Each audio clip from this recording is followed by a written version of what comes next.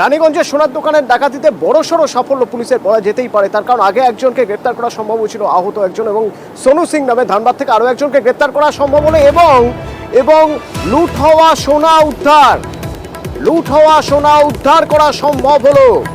কিভাবে এই সাফল্য এবং আর কারা কারা জড়িত রয়েছে তাদের কি পাওয়ার সম্ভাবনা রয়ে গেছে, অর্থাৎ সোনু সিংকে জেরা করে কোথা থেকে এই চক্র কাজ করতো, কিভাবে কাজ করতো, সেগুলো নিশ্চয়ই এবার জানা সম্ভব হবে। দীপক প্রতিনিধি আমার সঙ্গে রয়েছেন রানীগঞ্জ থেকে। দীপক, বড়সড় সাফল্য বলা যেতেই পারে।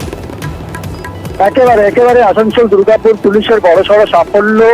গতকালকেই একজনকে গ্রেপ্তার করা হয়েছিল। রানীগঞ্জে ডাকাতির ঘটনার সঙ্গে যুক্ত থাকা একজন অভিযুক্তকে গ্রেপ্তার করেছিল এবং তাকেই গতকাল আদালতে তোলার পর পুলিশ নিজেদের 14 দিনের হেফাজতে পায় এবং তাকে জিজ্ঞাসাবাদ করে পুলিশ জানতে পারে কি রানীগঞ্জে পুলিশের গুলিতে আহত যে হয়েছিল সোনু সিং বিহারের সিওয়ানের বাসিন্দা এবং পুলিশ তদন্তে নেমে পড়ে বিহারের সিওয়ানে প্রথমে হানা দেয়।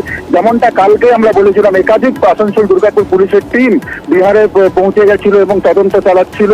ঠিক সিওয়ানে যখন তাকে কোনো সন্ধান না পাওয়ায় পরে ঝাড়খণ্ডে যে টিম ছিল সেই টিমের সঙ্গে যোগাযোগ করা হয় এবং শেষমেশ ধানবাদে তার খোঁজ মিলে।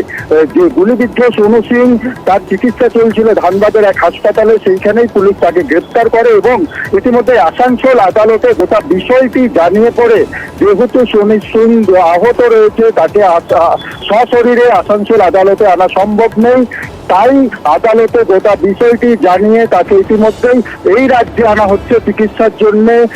কলকাতায় তাকে চিকিৎসার জন্য আনা হচ্ছে সোনু সিংকে এবং এবং গতকাল যাকে গ্রেপ্তার করেছিল পুলিশ, মৃতদের কাছ থেকে লুট হওয়া বেশ কিছু সোনা উদ্ধার হয়েছে, ম্যাগাজিন উদ্ধার হয়েছে, কার্তুজ উদ্ধার হয়েছে।